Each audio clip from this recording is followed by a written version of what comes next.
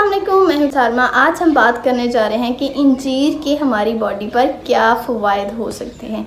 इंजीर जैसे कि आप सबको पता है एक बहुत ही ज़्यादा मुफीद ड्राई फ्रूट है और इसके बहुत से ज़िंदगी पे फ़ायदे हो सकते हैं। तो आए स्टेप वाइज उन फ़ायदों को हम डिस्कस करते हैं।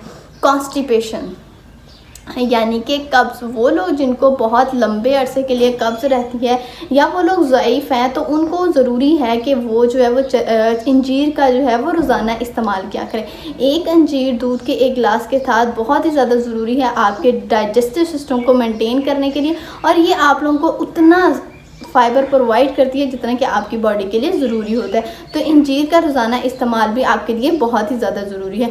दूसरे वो लोग जो कि दिल के मरीज़ हैं, दिन के अमराज में मुब्तला लोगों के लिए भी इंजीर बहुत ही ज़्यादा ज़रूरी है, क्योंकि ये बॉडी के अंदर से बैड कोलेस्ट्रॉल को निकालती है और आपका जो गुड कोलेस्ट्रॉल है उसको बॉडी के अंदर इन्हेंस कराती है। तो इसलिए अंजीर जो है वो दिल के मरीज़ों के लिए भी बहुत ही ज़्यादा ज़रूरी है। दूसरा, उसके अलावा ये जो हार्ट अटैक का रिस्क है उसको भी कम करती है। वो लोग जो पहली दफ़ा जिनको हार्ट अटैक आ चुका होता है या फिर दिल के बहुत से और अमराज में मुब्तला होते हैं, उनको चाहिए कि वो इंजीर का जो है वो रोज़ाना एक इस्तेमाल करें, क्योंकि जब तक आप इंजीर का इस्तेमाल नहीं करेंगे तो आपकी बॉडी के अंदर जो बैड कोलेस्ट्रॉल है वो बढ़ना शुरू हो जाता है। तो बैड कोलेस्ट्रॉल को कम करने के लिए आपको ज़रूरी है कि आप रोज़ाना एक दफ़ा इसका इस्तेमाल रोज़ाना लाजमी करें, बेशक सुबह करें या शाम को करें। इसके अलावा जो तीसरी अहम चीज़ है, वो लोग जो कैंसर के मर्ज़ में मुब्तला हैं, कैंसर के मरीज़ों को के लिए चाहिए कि वो दिन में एक दफ़ा लाजमी इसको इस्तेमाल करें। क्यों इस्तेमाल करें? इसकी बड़ी वजह ये है कि इसके अंदर मौजूद होते हैं एंटीऑक्सीडेंट।